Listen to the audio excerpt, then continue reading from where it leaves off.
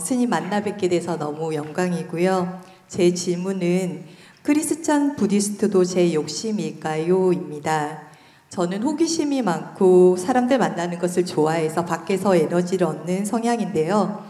코로나를 겪으면서 너무너무 마음이 우울했습니다. 그래서 이를 극복하고자 정토회를 알게 되었고 행복학교랑 불교대학 경전반을 졸업했습니다. 수행하면서 현재를 괴로움 없이 사는 방법이 있다는 것을 알게 되었고 공부할수록 부처님의 지혜로움과 지혜로움에 탐복을 하였습니다. 그런데 수행을 열심히 해서 깨달음을 얻으면 제가 부처가 될 수 있다는 부분이 자신이 없었습니다. 전 너무 나약한 존재라 절 대신이 필요하다고 생각을 했고 그분께 의지하고 싶었습니다.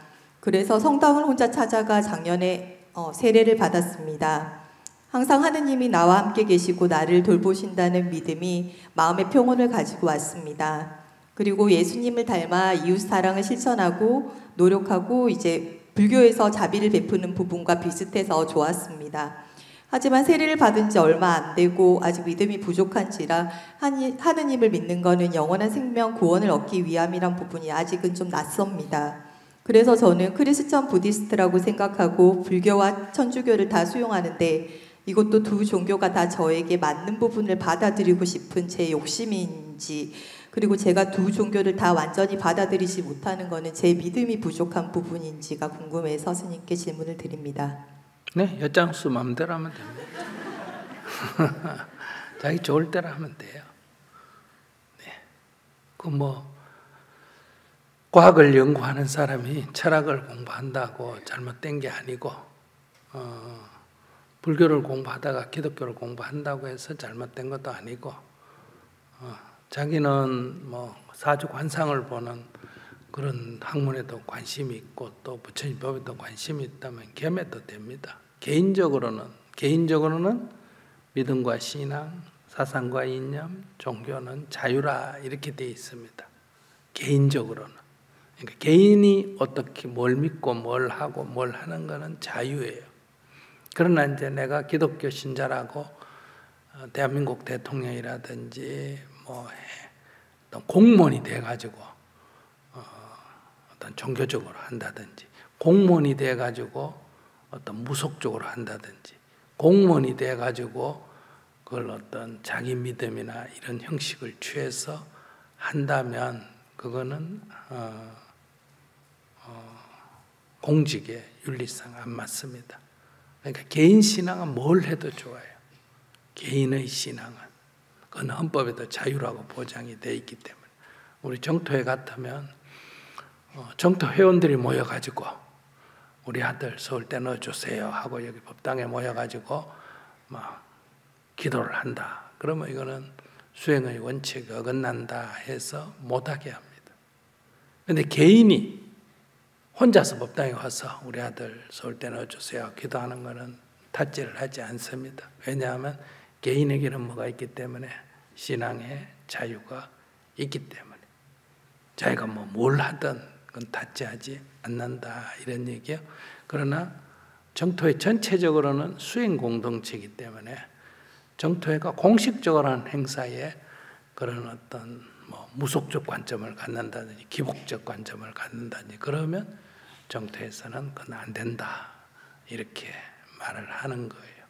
그러니까 자기 개인이 어떻게 하든 건 개인의 자유에 속하고 정토에서는 개인의 신앙이 자기가 기독교를 믿든 천주교를 믿든 무속을 믿든 이거는 관여하지 않습니다. 그래서 그것은 근데 그게 욕심이냐? 욕심은 맞습니다. 그건 사실이니까. 요거 좋은 것 좀 빼쓰고 저거 좋은 것 좀 빼쓴다. 나쁘냐? 나쁘지 않습니다. 우리가 여기 가게가 있고 이쪽에 슈퍼마켓이 있고 이쪽은 구멍가게가 있거나 재래시장이 있는데 배추라든지 이런 거는 재래시장에 가서 사고 공산품은 어디예요? 마켓 가서 사고 그런다고 나쁜 거예요? 아니요. 자기 좋을 대로 그냥 선택해도 돼요. 저는 46살 난치성 뇌전증으로 살아가고 있는 수행자입니다. 저는 39살까지 제 질병으로 인해서 3번의 죽을 고비를 겪고 한 번의 교통사고로 인해서 4번의 죽을 고비를 겪고 살아왔습니다. 스님이 말씀하신 것처럼, 그리고 스님이 말씀하신 것처럼 돈 주고 공부할 수 없는 인욕의 공부도 많이 하였습니다. 물론 스님이 아니었다면 공부인지도 몰랐을 겁니다. 40살 스님으로 인해서 부처님께 귀의하고 7년째 수행자로서 살아오고 있습니다. 지금은 고뇌도 번뇌도 없이 살아가고 있습니다. 이것을 고민이라고 할 수 있을지 모르겠지만 번뇌와 고뇌 없이 4, 5년 살아오다 보니 조금씩 낙이 사라지게 되었습니다. 낙이 사라지고 제게는 이제 낙이라고는 깨달음만이 낙이 되었습니다. 그러나 스님 말씀처럼 깨달음에 집착을 하면 안 된다는 말씀을 듣고 그래서 집착을 하지 않는다는 것을 말씀드립니다. 그래서 제가 궁금한 것은 저 같은 제가 수행자는 어떻게 수행을 해야 되고 하는지 스님의 많은 조언과 말씀을 듣고 싶습니다. 얘기가 좀 막연해요. 그냥 수행자만 있지 제가 수행자, 출가 수행자 하는 건 세상에서 나누는 형식이고 수행자라는 것은 괴로움이 없는 것을 목표로 한다. 그러나 현실에서 괴로움이 있다면 그 괴로움으로부터 자유로워지는 그런 과정의 삶으로 자기를 인지하는 사람이 수행자예요. 어떤 상황이 오든. 그러니까 만약 교통사고 나서 다리가 하나 잘렸다. 그러면 그 잘린 다리를 붙들고 우는 것보다는 안 잘린 다리를 붙들고 그래도 한 개는 안 다쳐서 다행이다.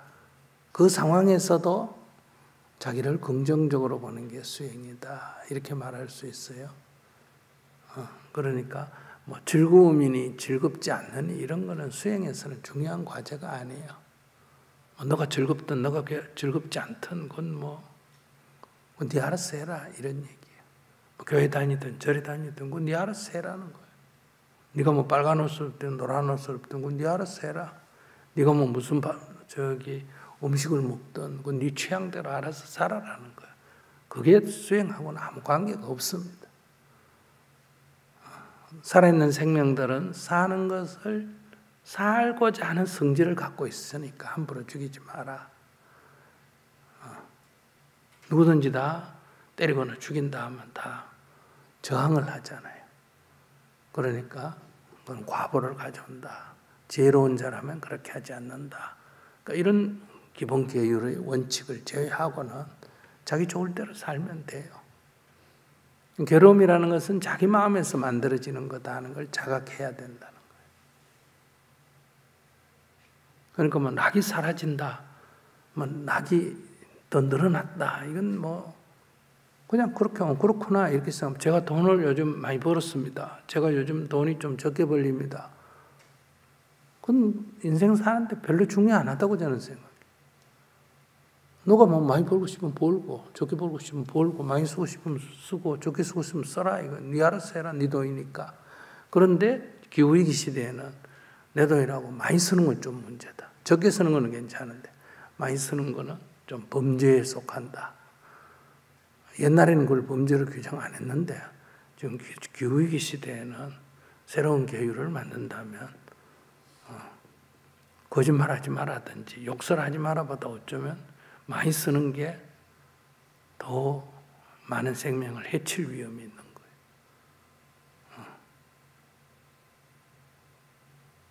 그렇기 때문에 시대에 따라서 윤리나 도덕은 조금 바뀔 수밖에 없다. 이렇게 볼 수 있거든요. 근데 즐겁냐 안 즐겁냐 이건 별로 중요하지. 수행자는 부정적인 마음, 괴로움이라든지 스트레스라든지 슬픔이라든지 이런 것으로부터 좀 자유로워지는 것이 목표예요.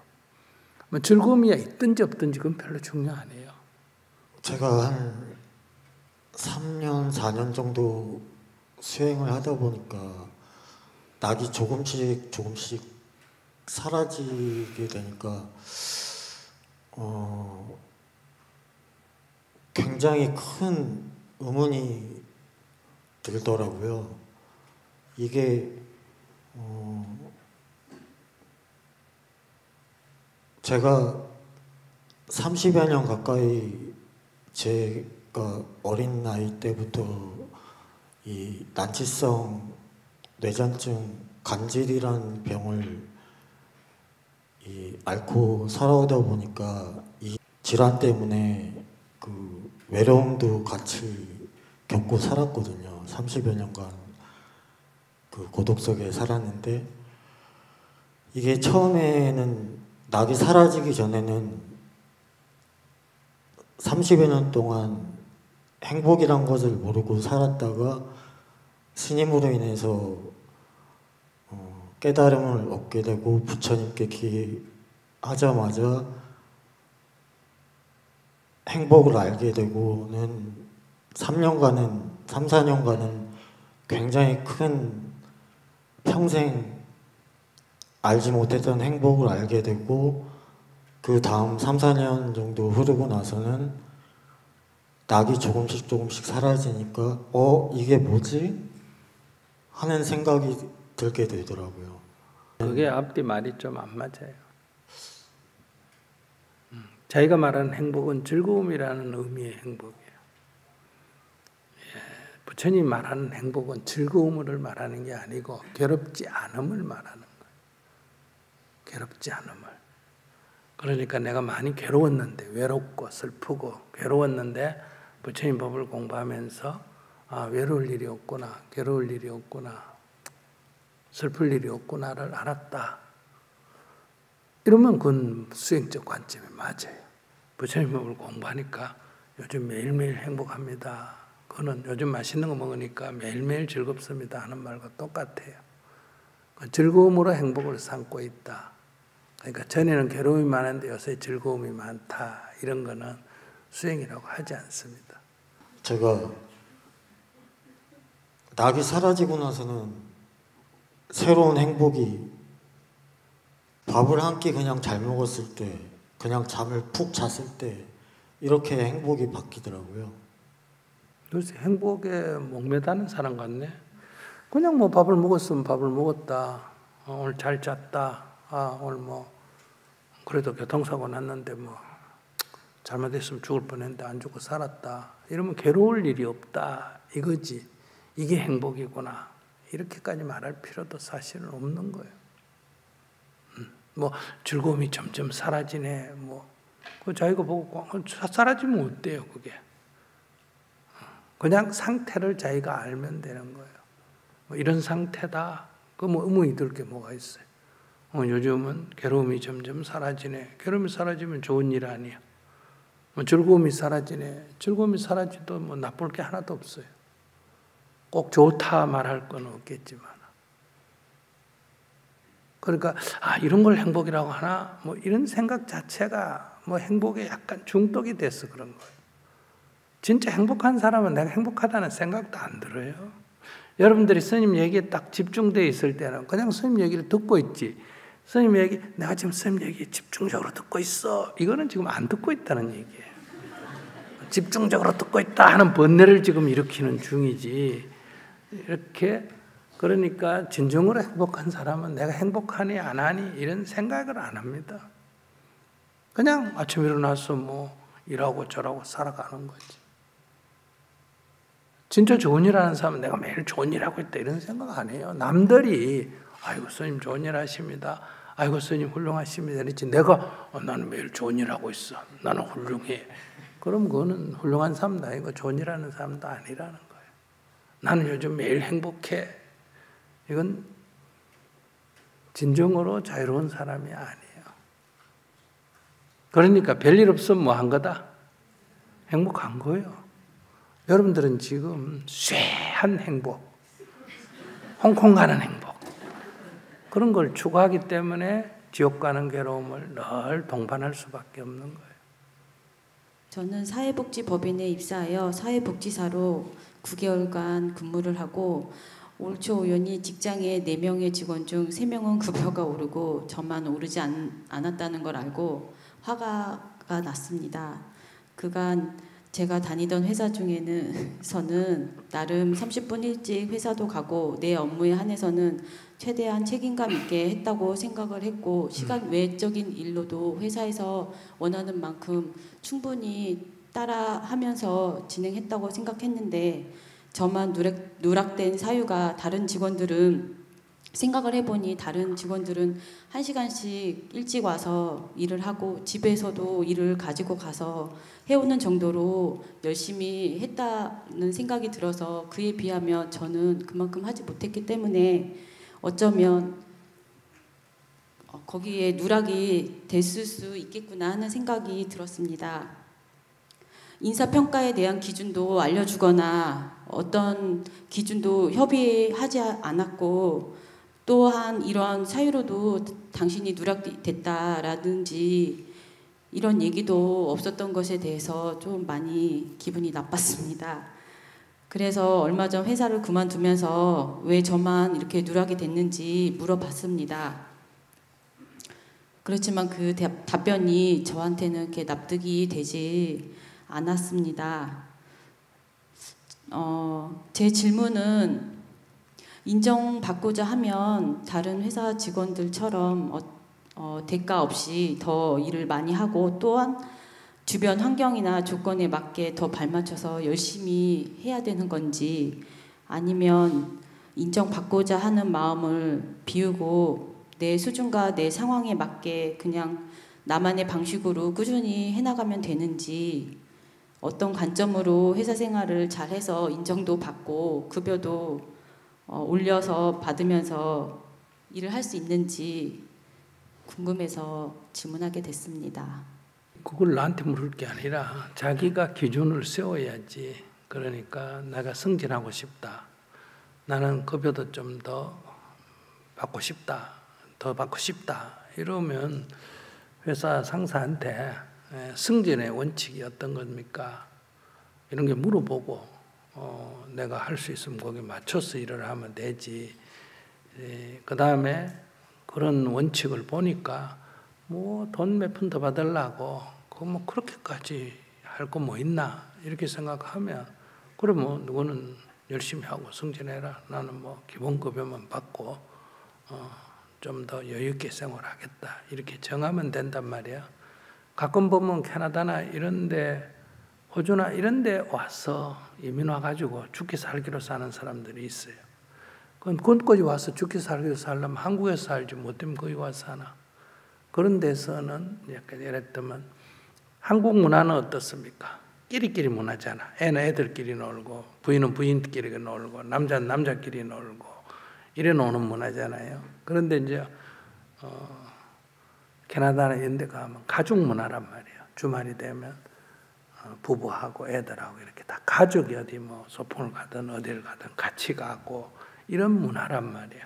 그러니까 가족 문화를 소중하게 하면 그런 데 이사 가서 그렇게 살고 그다음에 뭐 적절하게 주말에는 평일에는 일하고 주말에는 여유를 즐기고 이러려면 우리나라에 살아서는 좀 힘들어. 문화가 안 맞으니까. 그럴 때는 이민 가는 것도 괜찮다 이렇게 볼 수 있는데 거기 와서 막 끼리끼리 놀고 죽기 살기로 일하고 그러려면 한국에서 그렇게 살지 뭐 때문에 거기까지 와서 그렇게 사느냐 이런 얘기거든요.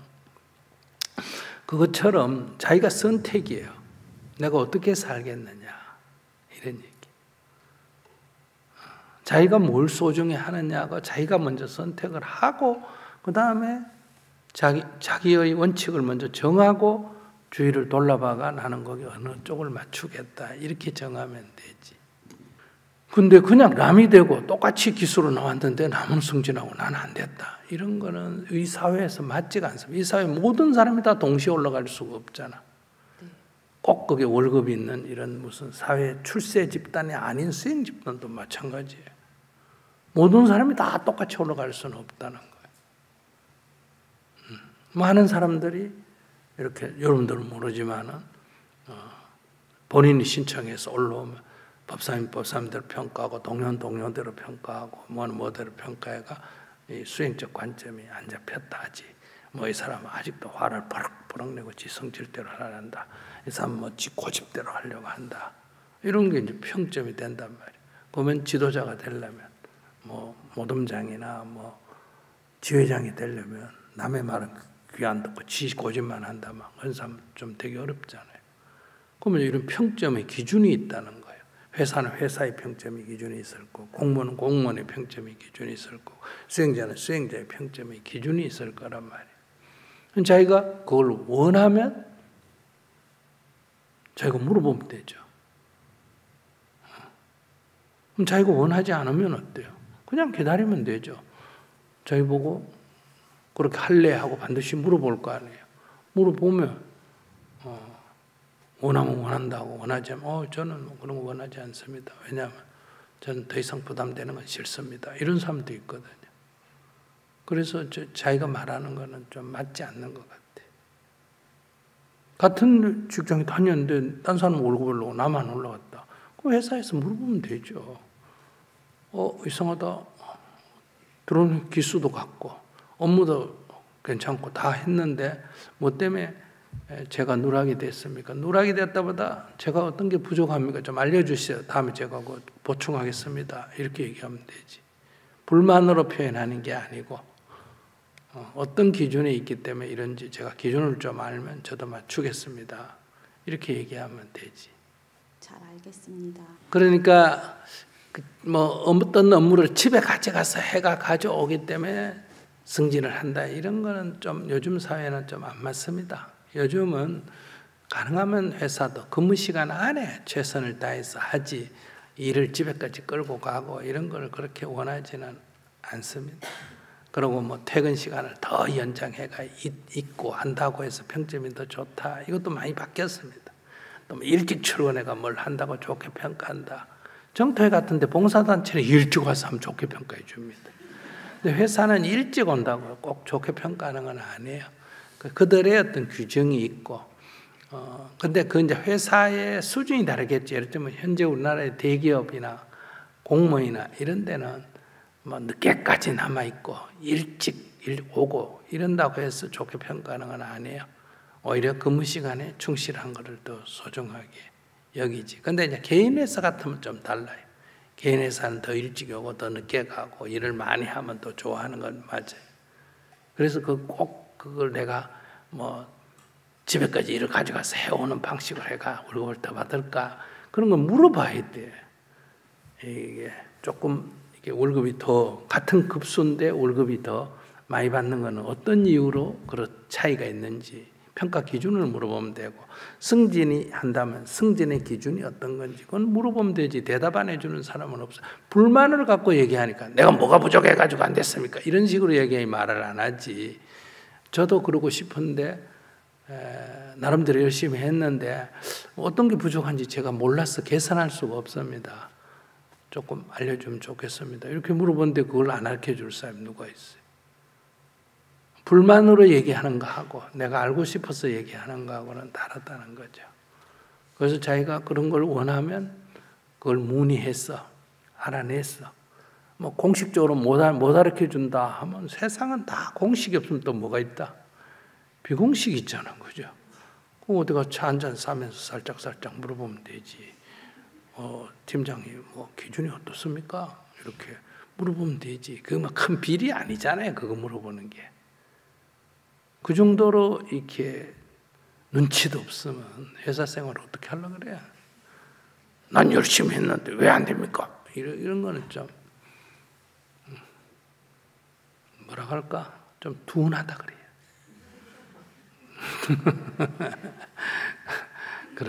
그러니까 조금 이렇게 눈치를 살펴서 아주 남을 속이고 등쳐가 이익을 추구하는 건 나쁘지만은 상황 파악을 해서 내가 이익을 좀 더 받으려면 어떤 방법이 있는지를 좀 연구를 해가 문의하고 승진하고 싶으면 문의해서 그런 걸 좀 눈치껏 끌고 하는 거 이런 거 하고 완전히 실력도 없는 게 가서 손만 비비가지고 막 비굴하게 굴어가 승진하는 거 이런 걸 하지 마라 그러지.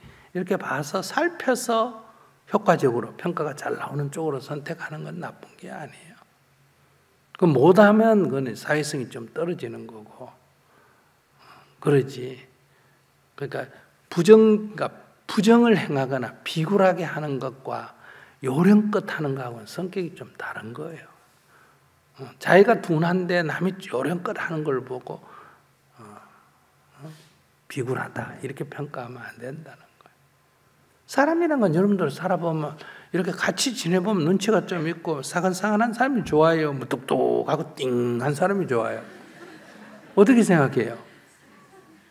그게 부부 관계든 그것이 뭐 친구 관계든 그것이 무슨 관계든 사람이라는 거는 약간 친근감이 있는 게 낫잖아요. 어떻게 생각해? 안 그런가? 자기한테 누군가 친근감이 있는 거를 좋아. 자기가 저 사람 좋네 이렇게 하면서 왜 자기는 남한테 이쁘게 보이려면서 친근감 있게 행동을 안 해? 띵하게 하려면 남이 나를 안 좋아하는 걸 받아들여야 돼. 그러니까 부처님의 가르침은 어떻게 하라가 아니라 이렇게 하면 이렇게 되고 이렇게 하면 이렇게 되는데 그 인연을 이렇게 지으면 이런 결과가 나오고 이렇게 지으면 이런 결과가 나온다 이거예요. 그러니까 그 중에 어느 선택을 할 거냐를 말하는 거예요. 네가 이렇게 하고 이 책임을 지든지 이렇게 하고 이 책임을 지든지 네가 그건 선택이다. 하기는 이렇게 해놓고 결과는 저렇게 나기를 바라니면 어리석다 이렇게 말하는 거예요. 어리석다. 아들이 고1, 1학년, 2학년 때는 놀기도 했는데 나름 공부를 좀 잘해왔는데 고3이 되니까 자기가 가고자 하는 대학의 교과 점수가 높으니까 불안해하다가 정시로 바꾸어서 공부를 하고 있었습니다. 그래서 제가 열심히 밀어주고 있었는데 올 초에 남편이 너는 꾸준함이 별로 없고 정시는 어려우니까 정시를 포기하고 수시를 하라고 말했다고 합니다. 제가 있을 때는 남편이 잘 그런 표시를 안 하는데 저도 거기까지는 이해를 하는데 문제는 남편이 한 번 말을 하면 한 2시간 정도 아이를 방에 데려가 갖고 자기 말에 동의할 때까지 화내고 또는 노여워하면서 계속 그 말고문 같은 것을 합니다.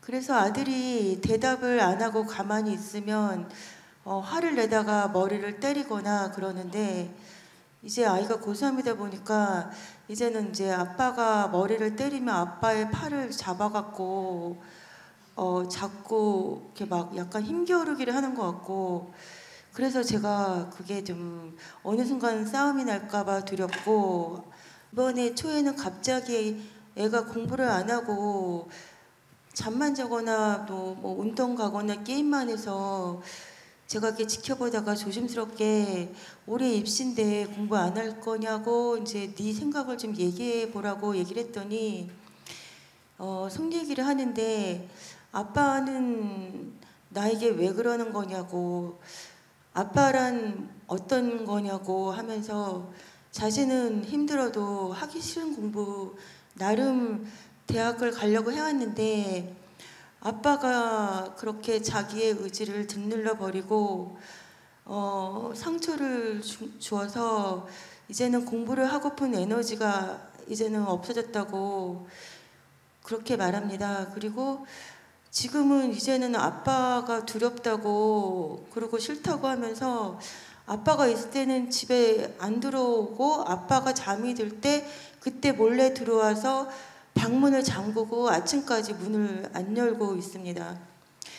제가 아빠는 원래 성격이 또 그렇고 그리고 한국 아빠는 원래 다 비슷하고 또한 아빠는 우리를 위해서 돈 벌어다 주고 열심히 사는 사람이니 네가 이해하라고 그렇게 타일 넣었는데 지금 4, 5개월 동안 아무 의욕이 없이 그렇게 아무 일도 안 합니다. 공부를 안 합니다. 그래서 제가 생각하기에 우울증에 걸린 것 같고 앞으로 어른이 돼서도 또 이런 어떤 트라우마가 생겨서 문제가 있을까 봐 걱정이 돼서 제가 아이를 데리고 따로 나가서 살아야 하나 막 이런 생각까지 듭니다. 그래서 제가 어떻게 대처를 해야 되는지 스님께 한번 여쭤봅니다.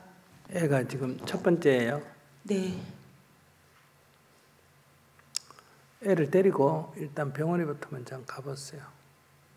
신경정신과에 가서 네. 상태를 얘기하고 의사하고 애하고 또 대화하고 체크를 먼저 해보고, 그래서 애가 의사 선생님 보시기에 약간의 우울증이 있다든지 분열증이 있다든지 신신박약이든지 어떤 진단이 나오면 거기에 따라서 처방을 하면 된다, 이런 얘기예요. 괜히 혼자 끙끙 앓지 말고 첫째 애를 먼저 체크를 해보는 거예요. 그런데 애가 특별히 이상이 없다는 게 전제가 돼야 애하고 대화를 할 수 있다는 거예요. 애가 병이 있는데 자꾸 부모의 뜻대로 애를 어떻게 하려고 그러면 애는 그걸 감당을 못 한다는 거예요. 어떤 사람이 다리가 아픈데 자꾸 절하면 좋다, 절해라 이러면 절해보니 애는 다리가 아프니까 못 한다 이 말이에요. 그런데 그걸 막 젊은 놈이 그것도 못 하냐고 막 과음을 치고 야단을 치고 이러면 안 될 거 아니에요. 그러니까 못하면 왜 못하는지를 물어보고, 그 다음에 무릎이 좀 안 좋다면 이게 꾀배인지 이게 진짜 무릎이 안 좋은지 이런 걸 체크하려면 일단 어디 가봐야 된다. 병원에 가서 엑스레이도 찍어보고 안 되면 MRI도 찍어보고 이래가 무릎에 어떤 이상이 있는지 없다. 아무 이상이 없다. 그러면 이건 약간 꾀배이단 말이야. 심리적인 병이란 말이야. 그럴 때는 이제 약간 좀 힘들어도 같이 하자. 혼자 못하면 내가 같이 할게. 이래가지고 이제 극복을 해야 된다, 이런 얘기. 근데 다리에 병이 있는 애를 데리고 극복을 한다고 이러면 다리 이제 고장이 생긴다, 이 얘기야. 그것처럼 아이가 지금 일반 아이면 고3이 되면 고1, 2 노사가 더 고3이 되면 공부를 하는 게 정상이잖아, 그지? 그리고 또 어떤 아이들 또 부모가 야단 안 치는 애가 누가 있어? 그럼 기분이 좀 나빠가 하루 이틀 안 하다가 그 다음에 공부한다 이 말이야. 근데 이건 벌써 소치면 지가 벌써 시간이 오래됐다는 거예요. 그러면 심리적인 어떤 문제가 있다고 짐작이 된다 이거야. 그러니까 먼저 가서 체크를 먼저 해봐야 된다. 체크를 해보고 이상이 있다 그러면 치료를 하면 되니까 그건 문제가 없고, 이상이 없다 그러면 다행이잖아. 다행이니까 이제 하고 대화를 해봐야 된단 말이야. 공부를 안 하면 대학을 안 갈 생각인가? 대학을 가겠다 그러면 하기 싫어도 어떻게 해야 되는데, 그건 선택이라는 거예요. 대학은 가고 싶고 공부는 하기 싫고 이건 양립이 안 된다는 거예요. 그런데 이렇게 대화를 해서 하라든지 하지 말라든지 결론을 내지 말고 이렇게 애한테 의사를 물어보고 대화를 해서 네가 선택을 해라. 네가 대학을 안 가겠다면 네가 노는 것도 엄마가 원하는 건 해주면 어쩔 수가 없다는 거야. 네가 안 하겠다니까. 그러고 네가 가겠다 그러면 하기 싫어도 어때요? 네가 해야 된다. 달리 방법이 없잖아. 그렇게 이렇게 대화를 해서 선택을 하도록 하고 선택을 존중해 주는 게 필요하다는 거예요. 그 다음에 이제 약간 애가 병이 있다든지 조금 심리적으로 약하다. 이렇게 되면 남편하고 이제 대화를 해야지. 여보, 병원에 가서 조사해봐야 아이가 조금 심신미약이라고 합니다. 근데 이런 애를 자꾸 푸시하거나 밀면 애가 의기소침해져가 안 된다고 하니까 어떻게 조금 당신 방식이 잘못된 게 아니라 아이가 그걸 받아들일 수 있는 지금 건강 상태가 아니니까 여보 조금 아이 건강을 고려해서 원래는 공부를 하든 안 하든 좀 놔놓고 건강을 먼저 우선시합시다. 이렇게 이제 타협을 해 나가야 된다는 거예요. 누가 잘했다, 잘못했다 이래 보지 말고 남편이 문제다, 애가 문제다 이래 보지 말고 이 어떤 문제가 생겼을 때는 원인이 있을 거 아니에요. 그 원인을 이제 찾아가지고 의논을 해보고 이제 이렇게 해야 되는 거예요. 그런 관점에서 먼저 첫째는 병원에 가본다. 문제가 있으면 치료를 하고 남편에게는 아이가 이런 정신적인 지금 건강이 초기 증상이 있으니까 우리가 조금 우리의 요구를 좀 뒤로 미루자. 그다음에 아이가 건강에 이상이 크게 없다 하면 이제 애하고 어떤 선택을 할 건지 논의해서 방향을 잡으면 되지. 지금 천년 이런 원인은 규명 안 하고 지금 애 데리고 집을 나갈까 말까. 애 데리고 집 나가면 이게 애 때문에 집을 나갔는데 그럼 남자가 혼자 사니까 어떻게 되겠어? 딴 여자가 생길 확률이 높겠지. 안 그러겠어? 이 물이 고이면 물이 그 비면 딴 데 물이 와서 채우는 게 돼 있는 거예요. 이 세상 이치가. 그러니까 이게 부처님이 제1의 화살을 맞을지언정 제2의 화살을 맞지 말라고 얘기하잖아. 이를 계속 그러니까 근본 원인을 딱 잡아가 치유를 안 하고 이를 자꾸 어리석게 해가지고 이를 키운다 이 말이야.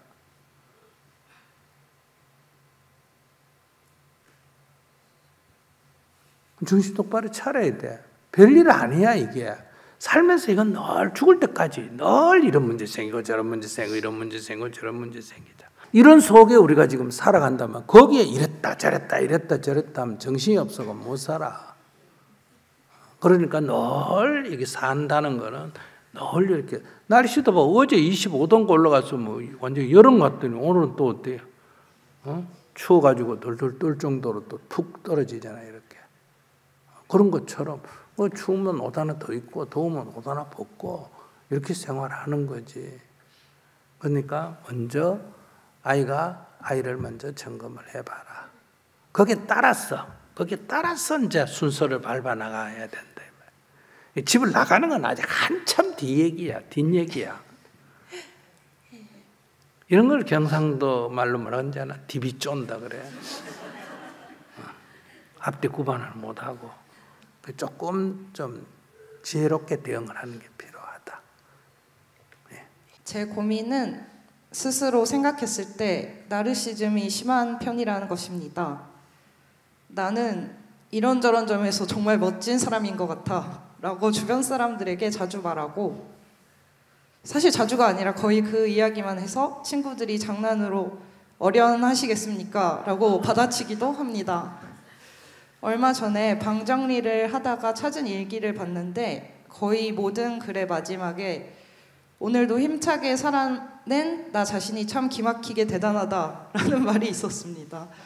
이게 문제가 되는 이유는 스스로가 나온 사진이나 영상 같은 걸 들여다보느라 그날그날 주어진 할 일이 뒷전이 될 때가 자주 있다는 것입니다. 이 부분을 정말 고치고 싶습니다. 진심으로. 그리고 저의 형상이나 기질 같은 것은 찰나 동안만 우연히 주어진 것인데 이것에 이렇게 집착되어 있으니 나중에 어떤 계기로 지금의 성격이나 외형을 잃게 되었을 때 크게 괴로울 것 같아 미리 걱정이 됩니다. 말씀드린 정도의 나르시즘일 때 과보가 대단히 클까요? 괜찮아. 크게 안 커. 그냥 지 좋을 대로 살아. 기분 내고 살아. 그래가지고 좀 늙어가 되게 심하면 와서 물어. 그때.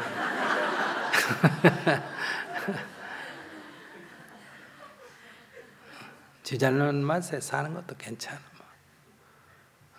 근데 그게 첫째 자기가 보고 약간 심하다 싶으면 지금 이제 옛날에는 이 정신질환에 대해서 원인을 잘 몰랐어요. 그래서 늘 정신 차려라. 니만 정신 차리면 된다. 이런 식의 얘기했는데 요즘은 화를 잘 벌럭벌럭 내는 것도 어떤 몸에 어떤 호르몬 분비라든지 이런 거하고 연관이 있고 성적인 욕망은 부인 낳아놓고도 맨날 바람 피우고 이런 것도 다 자세히 들여다보면 몸에 어떤 성적 호르몬의 이상 분비로 인해서 나타나는 현상이고 이 대다수 보면 이제 이런 어떤 원인이 있어요. 원인이. 그러니까 원인을 모를 때는 이걸 해결하기가 굉장히 어렵지만 원인을 알면 이제 치료를 하면 된단 말이에요. 어떤 우리 몸에 필요한 어떤 요소가 부족해서 생긴 문제면 공급을 하면 되고, 그다음에 과다 분출을 해서 생긴 문제면 중화제를 투여해가지고 완화시키면 되고, 너무 기분이 가라앉으면 이제 약간 기운을 돋우는 이제 약을 먹으면 되고, 너무 기분이 들뜨면 이제 이 안정을 시키는 약을 먹으면 되고, 그 약을 갖고 다 된다 이런 얘기가 아니라 기본적으로 이런 성향의 문제는 요즘은 원인이 상당 부분 밝혀져서 큰 문제가 아니다 이런 얘기요.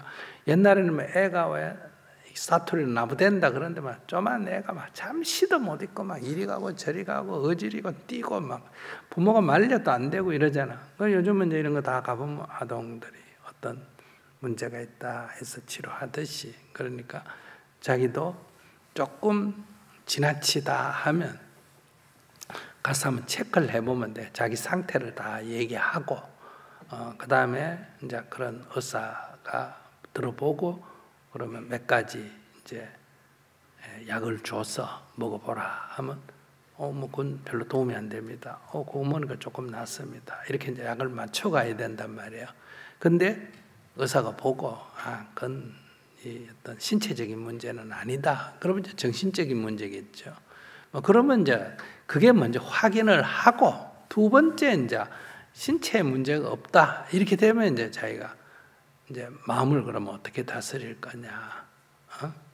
그러면 자기가 아까 얘기했잖아. 그런데 시간을 많이 뺏긴다 하고 자기가 알고 있으면 보고 싶어도 안 보면 되지. 자기가 이미 알고 있는데 자기도 모르게 자꾸 그러면 그거는 옆에 사람이 야, 니 그거 그런 게 문제다 이렇게 지적해 주면 자기 스스로 이미 벌써 내가 이런 게 좀 문제다 하고 자각하면 그것을 안 하려고 자기가 욕망이 일어나도 그걸 따라가지 않는 이제 어떤 노력이 필요하지. 내가 담배를 피우고 싶다 또 그래서 피우겠다 하면 아무 그냥 피우고 싶으면 피우면 돼. 건강에 나쁘면 나쁜 걸 받아들이면 되고. 근데 뭐 건강 문제든 또는 뭐 나 여자친구가 싫어하던 어떤 문제로 내가 담배를 끊어야 되겠다 그러면 피우고 싶더라도 어떻게 해야 된다? 안 피워야 된다는 거예요. 피우고 싶은데 어떻게 안 피웁니까? 그럼 피워라 이거예요. 피우면 애인이 떠나버릴 거고 피우면 건강이 나빠질 거고 과부를 받으라는 거예요. 과부를 안 받으려면 피우고 싶더라도 안 피워야 된다는 거예요. 근데 피우고 싶은데 어떻게 안 피워요? 이런 얘기는 하나 많아 얘기해요. 모르는 거는 가르쳐 줄 수 있지만은 이미 아는 거는 자기가 연습을 해야 되는 거예요. 그러니까 첫째 뭐 한다? 가서 한번 체크해 본다. 알았죠? 있고 없고가 아니라 일단 체크를 먼저 해봐야 돼. 체크를 했는데 이 어떤 건강 체크상 이게 병이라는 게 뭐 병이란 병이고 병이 아니라면 아니에요. 왜냐하면 그거는 이제 이 평균적으로 이 포물선 곡선의 분포의 95%를 잘라가지고 95% 안에 들어오면 뭐다? 정상이고 이쪽이든 저쪽이든 밖으로 나가면 뭐다? 비정상이다. 이렇게 얘기한다 이 말이에요. 그러면 이제 비정상이다 하면 약간의 치료를 요한다. 뭐 경계 지점이 있다 하면 이건 뭐 정상이라 할 수도 있고 비정상이라 할 수 있다 할 때는 일단은 치료를 받는 게 낫다. 이렇게 볼 수 있다 이 말이에요. 그렇게 해서 정상 안으로 일단 넣어놓고 그 다음에 이제 어때요? 그래도 더 가운데로 이 정상에 들어오지만은 경계 지점에 있는 거 이거는 뭐 밖에 있으나 안에 있으나 뭐 95% 있으나 96% 있으나 별 차이가 없잖아, 그죠? 그러니까 이거는 한쪽은 치료받고 한쪽은 수행을 해야 된다 이렇게 말할 수 있거든요. 그래서 한쪽은 체크를 먼저 하고. 두 번째는 이제 그에 따라서 처방을 치료하는 쪽으로 하든지 안 그러면 자기가 절제하는 쪽으로 하든지 자기를 이제 점검하면서 내가 봐도 내가 너무 나한테 너무 집중돼 있구나. 그걸 자기가 자각될 때마다 제어하는, 자제하는 이런 거를 자꾸 연습을 하면 된다는 거예요. 감사합니다. 네. 제 질문은 살짝 좀 종교적인 질문이 좀 될 수 있겠는데요. 네네. 불교에서는 이렇게 사람 몸 받기 어렵다라는 말이 있잖아요. 네. 근데 그 마치 그 거북이가 그 태평양 그 바다에서 그 안에서 수영하다가 100년 만에 저 올라와서 그 나무 토막 그 구멍에 들어갈 정도의 확률로 그 사람 몸 받기 어렵다 그렇게 말을 하는데, 그렇게 돼서 그렇게 희박한 확률로 그 사람 몸 받아서 태어났는데 이게 사바세계다, 괴로움의 바다, 이렇게 일체가 고인 이 세상에 태어났다는 게 뭔가 불교에서는 뭔가 무순이다, 약간 좀 그런 게 좀 느껴져가지고 이에 대한, 그러니까 예를 들어서 그러니까 극락에 가기 어렵다 내지는 뭐 천상에 태어나기 어렵다 하면 이해가 될 텐데, 그렇게 어렵게 해서 인간 몸 받아서 태어났는데 일체가 다 괴로움의 바다인 이 사바세계에 태어난 이유가 뭔지 좀 궁금하고요. 네, 첫째는 그냥 하는 소리에 너무 심각하게 받아들입니다. 그냥 그렇다. 즉 현재 너의 인연이 소중하다는 것을 그런 비유를 들었었대요. 설명하는 언어다. 아시겠어요? 내가 지금 이렇게 살아있다는 거 이거 매우 소중하게 생각을 해라. 인생을 함부로 그렇게 하지 말고 그런 의미로 네가 사람 몸 밖에가 얼마나 어려운지를 비유를 들었어. 이렇게 어려운 상태니까 네가 지금 살아있음을 소중하게 여겨라 하는 비유다 이거예요. 그럼 비유가 완전히 엉터리냐? 그렇지만은 않습니다. 왜 그러냐 하면 여기 난자가 있고 정자가 수억 마리가 달려가서 그 난자하고 수정하잖아. 그죠? 그 경쟁률을 따지면 거북이가, 눈먼 거북이가 바다에서 올라오다 나무 토막만큼 어렵다. 그 말도 맞는 거예요. 자기가 되려면 그만큼 어려웠어. 또 거짓말은 아니에요. 그러나 그 말 자체는 인연의 소중함을 비유를 들어서 한 거다. 이런 얘기고. 그러니까 이제 사람 몸 밖에 하고 지금 이 세상에 존재하는 사람 숫자하고 쥐 숫자하고 벌레 숫자하고 세균 숫자하고 이런 걸 우리가 만약에 비교를 한다 그러면 숫자가 사람 숫자가 많을까 세균 숫자가 많을까? 세균 숫자가 많을 것 같습니다. 사람 숫자가 많을까 쥐 숫자가 많을까? 쥐 숫자가 많을 것 같습니다. 그래 따지면 사람 몸 밖에가 쉽나 어렵나? 그래 또 따져보면 그것도 일리가 있는 얘기야. 그러니까 인간 삶이 괴롭다 하더라도 쥐보다는 낫지 않나? 그래. 근데 그건 뭐가 문제야? 아무 문제 없지. 첫째는 하는 소리고 두 번째는 따져도 별로 틀린 말도 아니다. 네, 알겠습니다. 감사합니다. 저는 약간 불안 성향이 좀 높은 30대 직장인인데요. 네. 예전에도 질문을 드린 적이 있었는데 제가 직장을 고르는 데 있어서 약간 좀 오래 다니지 못하거나 약간 좀 이런 특성이 있어가지고 그때 나이가 이제 좀 차다 보니까 그때 기술직 직종을 이제 찾아서 자격증도 준비했었고 이제 땄는데 그때 스님께서 말씀하신 현장에 가서 일도 해보라 해서 가서 일도 해보고 해봤는데 아무래도 불안 성향이 높다 보니까 그 예측이 안 되는 그 현장이나 이런 데서 저도 모르게 긴장을 너무 많이 하는 나날을 보냈어서 그때 또 얘기를 드렸던 게 농업에 대해서 농사 쪽 일을 그때 질문을 드렸었고 농업회사를 찾아보라 하셔서 그 후에 열심히 찾아봤는데요. 제가 사는 곳이 수원, 용인, 화성 이쪽 부근인데 농업회사 공고가 너무 없고 찾아봐도 잘 나오지 않아서 일단 현재는 계속 다니던 직장을 계속 다니면서 일단 그렇게 지내고 있습니다. 근데 저도 제가 아무리 생각해봐도 가장 잘할 수 있는 일이 농업 쪽도 있다고 확신을 드는 게 주말에 부모님 따라서 주말 농장도 다니면서 농업일도 같이 도와드린 적도 있었고 그 일을 하면서도 이제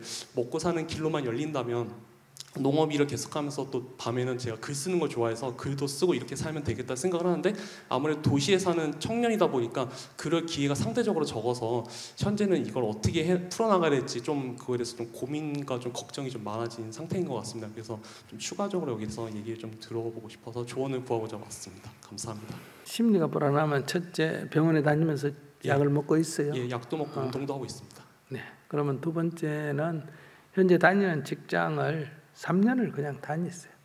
예. 그러니까 뭐 월급을 줘도 다니고 안 줘도 다니고 적게 줘도 다니고 욕을 해도 다니고 막 그냥 왜 그러냐면 내적인 심리 불안으로 어떤 핑계가 되면 핑계를 삼아 자꾸 그만두고 이렇게 떠돈단 말이에요. 그러면 이제 지금은 직장이 중요한 게 아니라 수행이 중요한 거예요. 내가 한 가지 일을 꾸준히 한다는 게 매우 중요하거든요. 그러니까 목표가 수행인 거예요. 그러니까 이번에 수행의 과제로 뭐다? 일단 이 직장에 내가 3년은 한번 있어 본다. 죽으면 그만이고 안 죽는다면 3년은 다녀본다. 이런 관점에서 딴 생각을 하지 말고 그냥 다녀봐. 아무리 어려워도 3년은 이 직장에 다닌다. 그러면 이제 대부분 이럴 때 이제 2년 정도 있다가 직장에 이제 문을 닫아. 그래서 3년을 못 채워. 이건 내 잘못이 아니잖아요. 그럴 때도 출근을 해야 돼. 3년 다니기를 했기 때문에. 문 닫아놓은 직장에도 아침 갔다 저녁에 나올 정도로. 월급 안 줘도 다닐 정도로. 왜? 나는 지금 수행의 과제로 어떤 경우에든 세상이 뒤집어지는 건 너의 얘기고 나는 내 정해진 대로 기도를 한다. 이런 관점을 가지면 이 회사 다니는 게 3년 정도 지나버리면 회사 다니는 게 한 군데 오래 있다는 게 별로 어렵지 않아져. 옮기지 마라가 아니라 그걸 자기 수행으로 삼아야 된다. 나중에 그러면 농업회사가 생기면 가지만 지금은 자기가 시골에 내려가서 자 조건을 따지니까 그렇지. 시골에 내려가면 과수원에 일할 때 있어요, 없어요? 있어. 돼지 키우는데 소 키우는 농장이 있어요, 없어요? 있어. 그런데 다 사람이 없어가 전부 외국인 노동자가 일하잖아. 얼마 전에 신문에 보니까 외국인 노동자를 너무 주인이 학대해가지고 외국인 노동자가 자살한 케이스도 있습니다. 그러니까 이렇게 가서 그러니까 이제 회사에 가서 먼저 해보라고 하는 거는 내가 지금 농촌에서 처음부터 어떤 자작농을 하기에는 내가 경험이 너무 부족하니까 누구 하는 데 가서 월급 받고 월급이 좀 적더라도 받고 한 3년 일하다 보면 어때요? 이 정도는 내가 해볼 수 있겠다. 인삼농사에 한 3년 해보니까 이거 나도 인삼농사 지을 수 있겠다든지 고추농사를 한번 해보니까 이거 나도 할 수 있겠다든지 소 키우는 데를 한 3년 있어 보니까 이거 할 수 있겠다. 그러면 용전해가지고 하면 되거든요.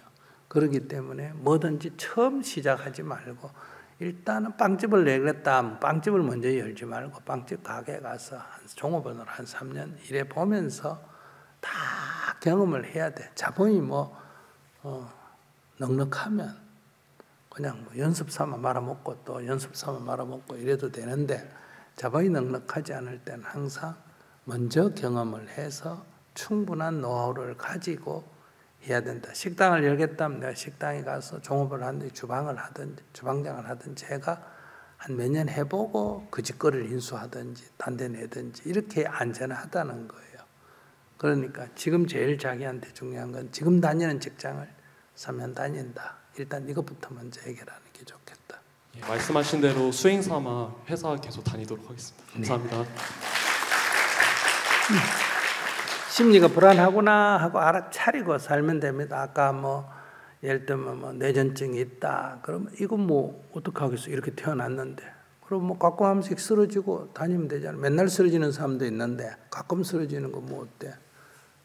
아까도 얘기하지만 2달에 다 있으면 좋지만은 한 달만 있어도 어때요? 사는데 지장 없잖아. 2달이 다 없는 것보다 나아야 안 나아요? 낫잖아. 근데 우리는 늘 없는 한 달에 집착해서 나머지 인생을 불행하게 산다 이런 얘기예요. 그러니까 병원에 갔는데 너 1년밖에 못 산다 이러면 어떤 문제가 생길까? 1년밖에 못 산다 하는 그 말에 사로잡혀가지고 1년을 불안하게 살다가 죽습니다. 1년밖에 못 사니까 다른 사람은 10년 사니까 좀 괴로워도 하고 화도 내고 싸우기도 하고 좋을 때도 있고 이렇게 살지만 난 1년밖에 못 사니까 그 1년 짧은 시간을 괴로운 데 보내면 되나 안 되나? 안 되겠지. 화내는 데 보내도 안 되겠지. 더 알차게 살 수도 있잖아. 꼭 길게 사는 게 좋은 건 아니거든요. 짧은 줄 알면 귀한 줄 알잖아요. 그래서 그 1년밖에 못 산다 그 자체가 괴로운 게 아니에요. 1년밖에 못 산다는 그 말에 사로잡혀서 괴롭게 살다 죽는다. 이런 얘기예요. 여러분 중에도 여기 1년밖에 못 산다는 암 환자가 오래 살까? 우리 중에 누군가 교통사고 나서 1년밖에 못 사는 사람보다 먼저 죽는 사람이 생길까? 생기겠지. 그래도 그 사람은 지금 웃으면서 살잖아. 내일 죽을 사람도 오늘 웃으면서 사는데 1년이나 사는데 왜 웃으면서 못 살아? 그러니까 여러분들이 다 이렇게 어떤 생각에 자꾸 사로잡히는 거예요. 처음부터 없는 사람은 돈 100만 원만 있어도 웃으면서 사는데 돈을 10억 가지고 있던 사람은 9억을 잃어버리면 실패했다고 자살해요. 아직 1억이 남아있는데도. 그것이 이제 우리 불행이라는 거예요. 불행은 자초하는 거예요, 여러분들이. 그래서 조금 더 자기에게 주어진 상태를 살펴서 불안하면 내가 불안증이 있으면 불안증이 좀 있어 나는 이렇게 자각하고 사는 거예요. 불안증이 좀 있어도 눈 안 보이는 것보다 낫잖아 이렇게 생각할 수도 있잖아. 좀 불안하면 불안하네 이러면 되고 또 불안하면 어때요? 안정제 먹으면 되는 거고 뭐 그게 큰 문제예요. 저는 요즘 어때요? 심장이 막혀가지고 위험하다 하지 마라. 다리도 요즘 저는 뭐 다람쥐처럼 온 산을 돌아다니는 사람인데 다리 아프다. 무릎에 문제가 있다. 뭐 그동안 많이 돌아다녔잖아. 안 돌아다니면 되지. 뭐 그게 큰 문제예요. 그러니까 거기 맞춰서 살면 돼요. 원래 수행자라는 건 다리가 성해도 안 움직이고 앉아가 명상하잖아. 그지? 다리 아픈데 잘 됐나 안 됐나? 잘 됐다. 안 그래도 명상할 때는 눈 감고 해요? 뜨고 해요? 감고 하지. 그럼 눈 안 보이는 게 명상하는데 뭐 특별히 문제가 되나 안 되나? 안 되지. 근데 평소에는 명상하라면 보이는 눈은 내 감고 있고 또 눈 안 보인다면 뜨려고 또 수술한다고 난리를 피우고 이런 걸 디비 쫀다 이래. 주어진 조건에 맞게 살면 되는 거예요. 주어진 조건대로. 이것을 바로 자기에게 주어진 것을 긍정적으로 받는다.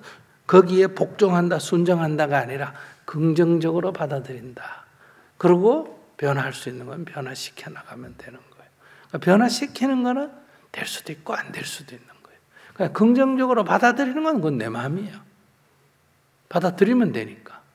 그러나 주의를 변화시키는 거는 될 수도 있고 안 될 수도 있어. 그러니까 안 되면 안 한다. 아니에요. 지금 환경 기후위기 시대에 소비를 줄이자. 이거 될 가능성이 있나 없나? 없지. 가능할까? 가능 아니에요. 그럼 가능 안 하고도 안 할 거예요. 가능 안 할 확률이 높지만은 1%의 가능성도 있으면 우리는 희망을 가지고 해야 되는 거예요. 그게 인생이라는 거예요. 여러분들은 하지도 안 하고 희망만 갖잖아. 바라기만 하잖아. 우리는 수행자는 하고도 바라지도 않아요. 안 돼도 그만이야. 그럼 여러분 대부분 그래요. 안 되는 거 알고 뭐 때문에 합니까? 그래도 1% 희망이 있으면 가만히 있는 것보다는 하는 게 낫지. 1% 확률 높아요. 아시겠어요? 자, 그런 관점에서 여러분들이 조금 자기 긍정적으로 생활했으면 좋겠다. 여러분들은 너무 기준이 높아. 산에 가봐요. 다람쥐도 살고 벌레도 살고 뭐 온갖 게 다 살잖아. 그지? 나하고 비교해보면 조건이 내가 나아요? 그 다람쥐가 나아요? 내가 낫잖아. 근데 다람쥐도 다 잘 괴롭지 않게 즐겁게 산다고는 볼 수 없어요. 그 적어도 괴롭지 않게는 살고 있어. 근데 우리가 괴롭게 산다는 거는 다람쥐보다 못하다는 얘기 아니에요. 실제로 다람쥐보다 못한 게 아니잖아요. 생각에 사로잡혀서 그런 일이 생긴다. 그래서 부처님의 말씀은 즐겁게 살아라가 아니라 적어도 괴롭게는 살지 마라. 괴롭게 안 살려면 안 살 수가 있다는 거예요. 굳이 따지면 괴로워할 일이 없어요. 굳이 따지면. 여러분들이 뭔가를 잡고 구하고 있기 때문에 괴로움이 생기지. 그래서 구하라는 거예요. 되면 다행이고 안 되면 안 해도 된다는 거예요. 좋은 옷 안 입어도 사는데 지장 없잖아. 한 끼 안 먹어도 사는데 아무 지장 없어요. 요즘 세상에 한 끼 안 먹으면 다이어트 되고 좋아요, 안 좋아요? 죽어. 그런데 여러분들은 내가 원하는 것이 돼야 된다는데 여기에 필이 꽂혀 있는 거예요. 그게 안 되면 막 난리를 피우고 이래. 그러니까 아무것도 원하면 안 됩니까? 원하는 거 있으면 하라는 거예요. 근데 그거는 반드시 된다는 보장은 없다는 거예요. 되는 게 꼭 좋다는 보장도 없어. 반드시 된다는 보장도 없고 되는 게 좋다는 보장도 없다면 되면 되고 안 되면 안 되고 그러지. 그래서 게으르게 하라 이 말이 아니라 최선을 다하되 되면 다행이고 안 되면 다시 연구해서 하면 되고 어쩌면 안 된 게 결과적으로 또 잘 될 수도 있어요. 그렇기 때문에 안 됐다고 슬퍼할 이유도 없고 괴로워할 이유도 없어요. 시간이 지나놓고 보면 그게 결과적으로 더 잘 됐다 이럴 수도 있어요.